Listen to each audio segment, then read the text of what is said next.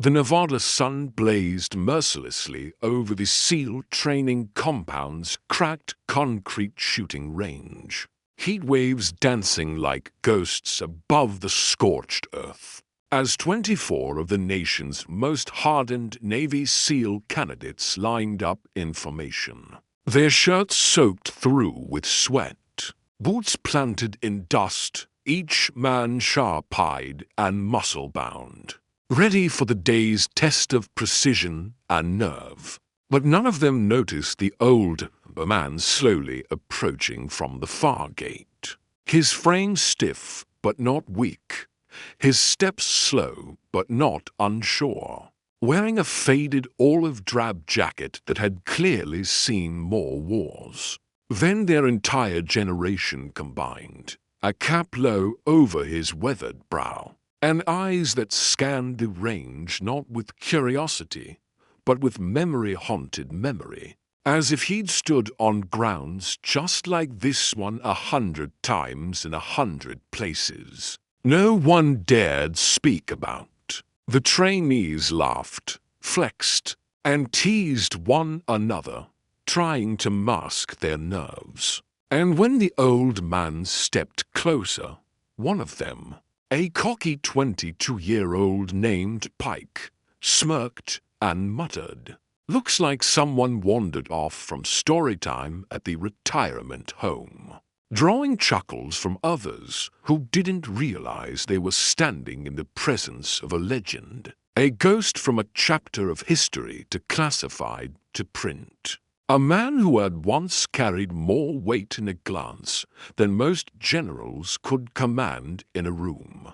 The base commander, Captain Harlan, stepped onto the platform at that moment and cleared his throat, instantly silencing the group, and with a nod toward the old man said, "Trainees, today you will witness a demonstration by Master Chief Raymond Holt, 32 years of active service, 3 tours in Vietnam, 2 in the Gulf, countless Black Ops missions, and the only SEAL to survive Operation Shadowlands, which none of you will ever read about because it's buried under more red tape than your careers will ever unravel. So I suggest you shut up, watch closely, and learn something your textbooks can't teach." And the silence that followed was thick, broken only by the sound of boots shifting awkwardly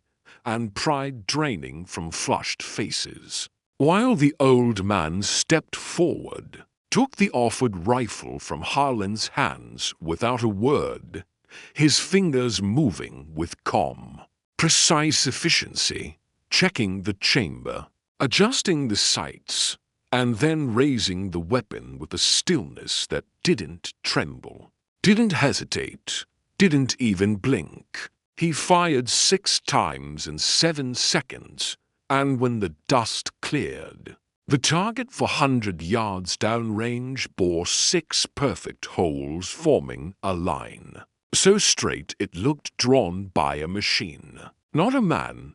And yet here he was, standing under the sun, calm as stone, handing the weapon back and saying nothing. The trainees were stunned into stillness, and Pike, the same loudmouth from before, took a small step back, eyes wide, jaw tight. His arrogance evaporated like morning dew, because now he saw not a frail old man, but a steel spine wrapped in skin and scars. A warrior who had once walked through hell and returned without asking for applause. Later that day, as the others dispersed to trainees, Elijah and Ramos approached Holt near the edge of the base, where he sat alone sipping black coffee from a tin mug, and they asked him, carefully, respectfully, how he had kept going all those years. What made a man endure so much pain and still stand with dignity? And Holt looked up, his eyes not hard, not tired, just full of ghosts, of brothers lost, of warders followed and regretted, of friends buried in soil both foreign and forgotten. And he said, in a voice barely above a whisper, "You keep going because the ones who can't, we have wanted you to." And those words hung in the air like a flag at half-mast, trembling but unbroken, and Elijah nodded, swallowing a lump he hadn't expected, realizing in that moment that books didn't make warriors. Time did, pain did, silence did. 2 days later, during a surprise evaluation, one of the targets malfunctioned, and without hesitation, Holt walked onto the field to fix it himself, ignoring the techs who offered, and as he knelt to adjust the mechanism, a sudden wind kicked up, tossing sand and memory into the air. And for a split second, Holt froze, flashed back to Cambodia, to the jungle, to the sound of mortar shells and the cries of a wounded comrade, whose name he hadn't spoken in decades. And his hands trembled, just once, before he steadied them, finished the repair, and stood slowly, as though rising from the grave of time itself. Pike, who had been watching from the distance, approached him after and simply said, "I was wrong about you, sir." And Holt looked at him for a long time before replying, "Son, you weren't wrong about me, you just didn't know what you were looking at." And that day Pike carried a different posture, one of quiet humility, of earned respect, the kind that doesn't come from rank or achievement, but from recognizing the weight another man carries without complaint.